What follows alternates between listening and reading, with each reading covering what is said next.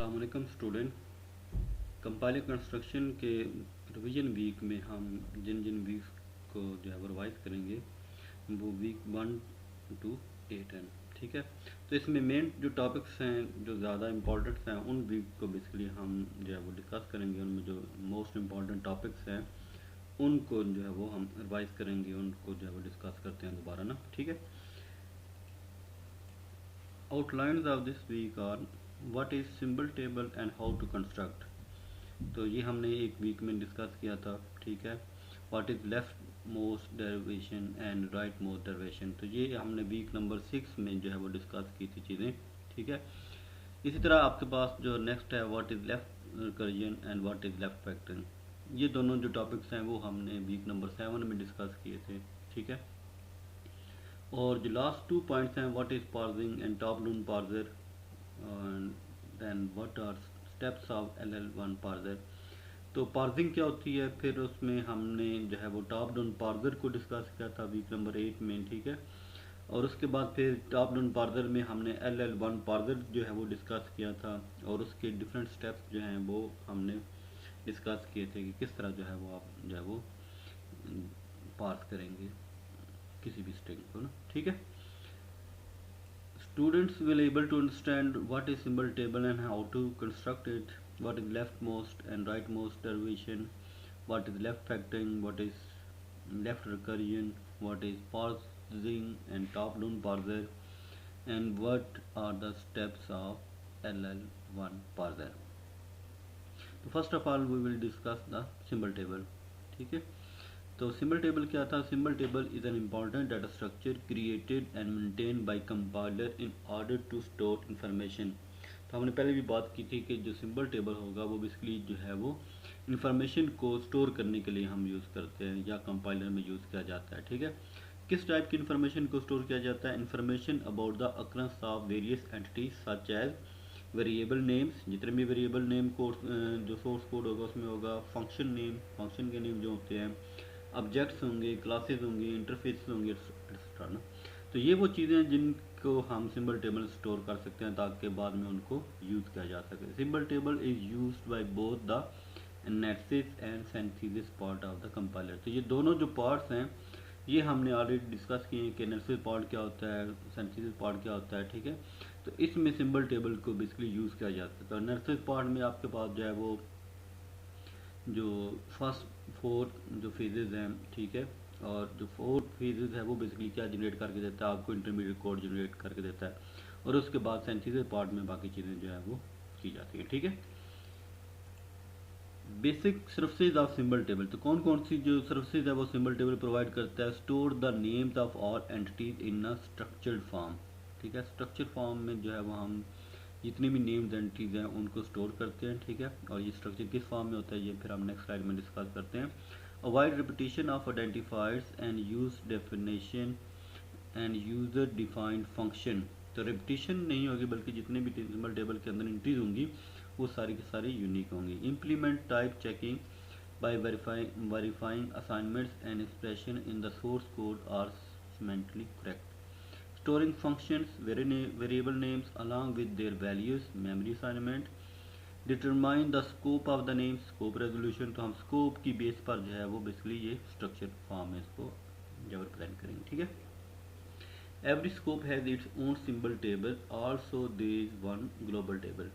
तो मेन जो हमारा होगा वो हम स्टार्टिंग जो काम करेंगे वो ग्लोबल टेबल से स्टार्ट करेंगे।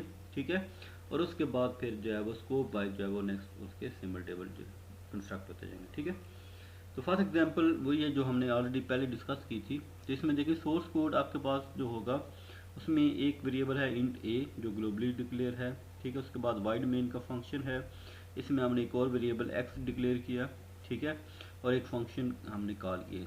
ठीक है, तो उसके बाद इस फंक्शन की जो बॉडी है वो वाइड फंक्शन 1, और इसमें हमने एक और x जो है वो यहाँ पर बेसिकली डिक्लेयर किया। ठीक है, तो मैंने कहा था कि आपके पास एक ग्लोबल सिंबल टेबल होगा तो सबसे पहले आपने ग्लोबल सिंबल टेबल जो है वो क्रिएट करना है। ठीक है, और इसमें इंट्रीज जो है वो आपने देखनी है कि कौन कौन सी इंट्रीज इसमें होंगी। तो जो ग्लोबली जो है वो जिनका स्कोप होगा वो इसमें आएंगे ना।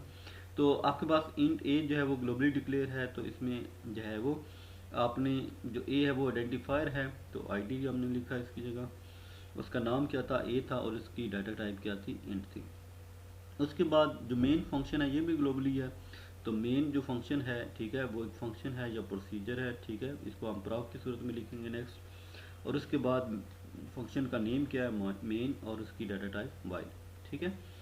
इसी तरह आपके पास फंक्शन वन जो है ये भी ग्लोबली है, तो फंक्शन वन जो है वो हमने यहाँ पर एंट्री की, और ये फंक्शन था तो इसको हमने प्रॉक या प्रोसीजर को रिप्रेजेंट कर रहा है, और इसकी डाटा टाइप क्या है, वाइल, ठीक है।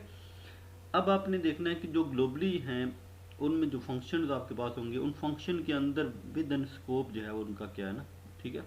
तो अगर आप मेन फंक्शन को देखते हैं तो इसके स्कोप ये वाला बनता है, यहाँ से लेकर यहाँ तक ना, ठीक है।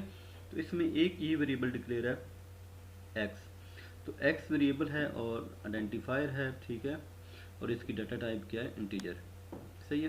तो इसी तरह आपने जो है वो दूसरा जो फंक्शन है उसको भी देखना है, तो इस फंक्शन के अंदर भी आपने एक वेरिएबल डिक्लेयर किया है, तो ये भी एक आइडेंटिफायर है, इसका नाम एक्स है, और ये क्या है, इंटीजर टाइप है इसकी डाटा टाइप, ठीक है। इस तरह हमारे पास एक और एग्जांपल है, इसमें अब देखें कि हमारे पास दो फंक्शन है बेसिकली, एक फंक्शन है सम अंडरस्कोर नम वाला, और एक फंक्शन है सम अंडरस्कोर आईडी। तो एक हमने वेरिएबल जो है वो डिक्लेयर किया वैल्यू का आउटसाइड, और उसको इनिशियलाइज भी कर दिया, ठीक है। और ये फंक्शन जो है वो ये भी आउटसाइड है, इनकी ग्लोबली रिप्रेजेंट करेगा, ये भी ग्लोबली रिप्रेजेंट करेगा, ठीक है। फिर इस फंक्शन की जो बॉडी है वो यहाँ से लेकर यहाँ तक स्टार्ट हो रही है, और इस फंक्शन की बॉडी में अगर आप देखें तो इस फंक्शन की बॉडी में int num one, int num two, ये ग्लोबली डिक्लेयर है, यानी कि आउटसाइड इनकी एक स्कोप है, और इंट नम फाइव, तो ये नम वन, टू और फाइव ये एक स्कोप में आ रहे हैं। और फिर आपके पास जो है वो ये वाली जो ब्रैकेट हमने लगाई है ये एक और स्कोप को रिप्रेजेंट कर रहा है ना, 3 और 4 नाम वाला ना, तो ये एक और स्कोप को रिप्रेजेंट कर रहा है। यहाँ पर जो है वो 6 और 7 जो है वो नेक्स्ट अलग से स्कोप को रिप्रेजेंट कर रहे हैं। तो इसी तरह अगर आप इसमें सम अंडरस्कोर आईडी वाले फंक्शन में आते हैं तो इसमें आईडी 1, आईडी 2 और आईडी 5 या नम 5, इनका स्कोप जो है वो एक है, ठीक है, यानी कि ये within this bracket and this bracket आ रहा है। और इस फंक्शन के अंदर हमने एक और ब्रैकेट्स लगाई, तो आईडी 3 और आईडी 4 जो है वो नेक्स्ट स्कोप में आ रही है, ठीक है। तो इनको देखते हुए आपने क्या काम करना है कि इसका जो है टेबल कंस्ट्रक्ट करना है, ठीक है। तो अब इसमें देखते हैं हमारे पास, तो हमारे पास जो है वो ग्लोबली हमने कहा था कि एक वैल्यू का वेरिएबल है, यानी कि वेरिएबल टाइप है, या आइडेंटिफायर भी आप इसको लिख सकते हैं, उसकी डाटा टाइप क्या है, इंट। फिर हमने देखा कि सम अंडरस्कोर नाम, ये इस मिशन का फंक्शन है को रिप्रेजेंट कर रहा है, आप प्रॉक भी यहाँ पर लिख सकते हैं, ठीक है, और इसकी जो रिटर्न टाइप क्या है, इंट है ना, ठीक है।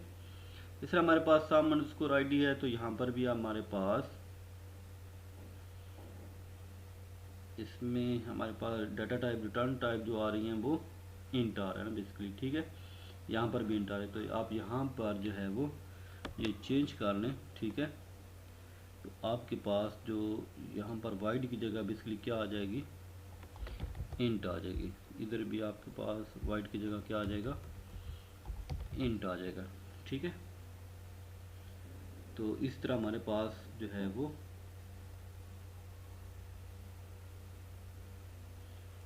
ये वाला जो है ये भी आईडी 5 को रिप्रेजेंट कर रहा है, ठीक हो गया। तो ये आप सेव कर दें, और यहाँ से इसको दोबारा हम देखते हैं। तो आपके पास जो है वो ये वैल्यू वाला जो वेरिएबल था ये भी ग्लोबली डिक्लेयर है, सम अंडरस्कोर नाम और सम अंडरस्कोर आईडी ये भी ग्लोबली डिक्लेयर है फंक्शन, ठीक है। तो यहाँ पर वेरिएबल लिख सकते हैं, या आप इसके जो है वो डाटा टाइप जो हमने कहा था वेरिएबल के लिए आप आइडेंटिफायर यूज़ कर सकते हैं, वो लिख सकते हैं। फंक्शन के लिए आप प्रॉक लिख सकते हैं, या यहाँ पर उन्होंने सम लिखा है ना, यानी कि सम के दो फंक्शन है, एक नम वाला और एक आईडी वाला, ठीक है। इनकी जो रिटर्न टाइप है वो इंट यहाँ पर आ रही ना। अब आपके पास जो फर्स्ट फंक्शन था सम अंडरस्कोर नाम, इसमें हमने कहा था कि आपके पास वेरिएबल नंबर 1, 2 एंड 5 ये जो है वो अलग स्कोप में आ रहे हैं, ठीक है। और फिर आपके पास जो है वो एक स्कोप में हमारे पास ये देखें कि आपके पास 1, 2 और 5 अलग स्कोप में आ रहे हैं, 3 और 4 अलग स्कोप में है, 6 और 7 अलग स्कोप में ना, ठीक है। तो 3 और 4 अलग स्कोप में यहाँ पर विद इन दिस फंक्शन आ जाएंगे, ठीक है। 6 और 7 जो है वो अलग स्कोप में आ जाएंगे विद इन दैट फंक्शन, ठीक है। सिमिलरली आपके पास जो सम अंडरस्कोर आईडी का फंक्शन है, इसमें आपके पास आईडी 1, 2 और 5 देखें, सम अंडरस्कोर आईडी वाले फंक्शन में आईडी 1, 2 और 5 ये एक स्कोप में आ रहे हैं, और इसी स्कोप के अंदर आपके पास एक और स्कोप आ रही है 3 और 4 की, ठीक है। तो हमारे पास 1, 2 और 5 ये अलग स्कोप में आ रहे हैं, ठीक है। और इसी स्कोप के अंदर फिर हमारे पास 3 और 4 था, तो हमने इसकी सब सब ज्योमेट्री या सब टेबल हमने बना दिया, ठीक है। तो ये बेसिकली आपके पास स्कोप 1 आ जाएगा, इनर स्कोप इस फंक्शन का। ये वाला जो इनर स्कोप 2 है वो भी इसी फंक्शन का है, ठीक है। इनर स्कोप 3 जो है वो आपके पास जो है वो इस फंक्शन का होगा, सही है। जिस तरह ये आपके पास जो है वो इस सोर्स कोड का टेबल बन जाएगा, ठीक है। इस तरह हमने एक और बात की थी कि एम्बिगुअस CFG क्या होती है ना। तो एम्बिगुअस CFG मैंने स्टार्ट में कहा था कि जो भी गिवन ग्रामर होगी उसके अगेंस्ट आपने कोई भी स्ट्रिंग लेनी है, ठीक है। जिस तरह हमने यहाँ पर स्ट्रिंग ली है ID plus ID star ID, ठीक है। फिर आपने ये देखना है कि इस स्ट्रिंग के अगेंस्ट क्या आपके पास दो डिफरेंट ट्री बनते हैं, यानी कि पार्स ट्री या सिंटैक्स ट्री बनते हैं, ठीक है। अगर तो बन जाते हैं तो वो क्या होगी, एम्बिगुअस CFG होगी, अदरवाइज फिर नहीं होगी ना, ठीक है। और इसमें फिर एक दो चीज़ें और हैं कि लेफ्ट मोस्ट डेरिवेशन क्या होती है और राइट मोस्ट डेरिवेशन क्या होती है ना, ठीक है।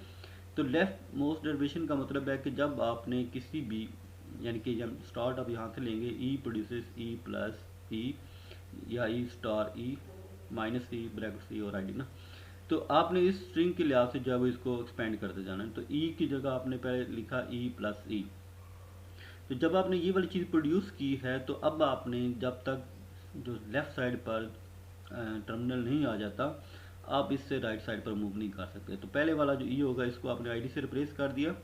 अब आपके पास ID प्लस E आ गया, तो ये भी टर्मिनल है प्लस भी टर्मिनल है, तो E आपके पास नॉन टर्मिनल है। तो अब इसको आप जो है वो या तो टर्मिनल से रिप्लेस करेंगे या फिर आपके पास दोबारा से प्रोडक्शन आ जाएगी जो रिक्वायरमेंट होगी स्ट्रिंग के लिहाज से ना।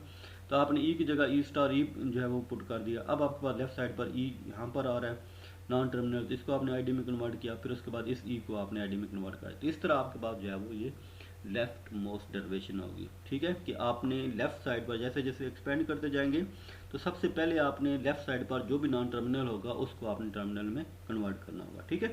तो सेम केस आपके पास ये वाला जो है वो उसी लास्ट स्लाइड के दोनों पार्ट्स का जो है वो ट्री है कि आपने किस तरह ये प्रोडक्शन जो है वो रिप्लेस की थी, ठीक है।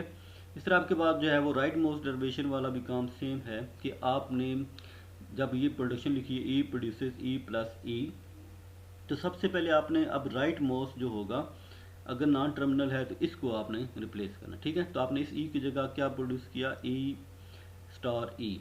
तो अब आपके पास जो है वो 3 ई आ चुके हैं, ठीक है। तीनों के तीनों नॉन टर्मिनल है।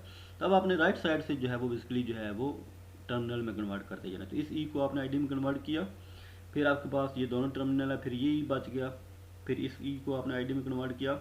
अब ये सारे टर्मिनल हैं और लास्ट में आपके पास ये वाला ई बच गया, इसको आपने आईडी में कन्वर्ट कर दिया। इस तरह ये राइट मोस्ट डेरिवेशन होगी। तो उम्मीद है स्टूडेंट आपको जो है वो इस वीडियो के अंदर सिंबल टेबल कैसे कंस्ट्रक्ट करते हैं और उसके बाद एम्बिगुअस CFG क्या होती है, लेफ्ट मोस्ट डेरिवेशन क्या होती है, राइट मोस्ट डेरिवेशन क्या होती है, वो चीज़ें समझ आ चुकी होंगी। मज़ीद डिटेल के लिए आप जो है वो वीक नंबर 6 की जितनी भी वीडियोज़ हैं उनको देखें, उनको समझें, तो आपको बाकी डिटेल भी वहाँ से मिल जाएगी। थैंक यू, अल्लाह हाफिज़।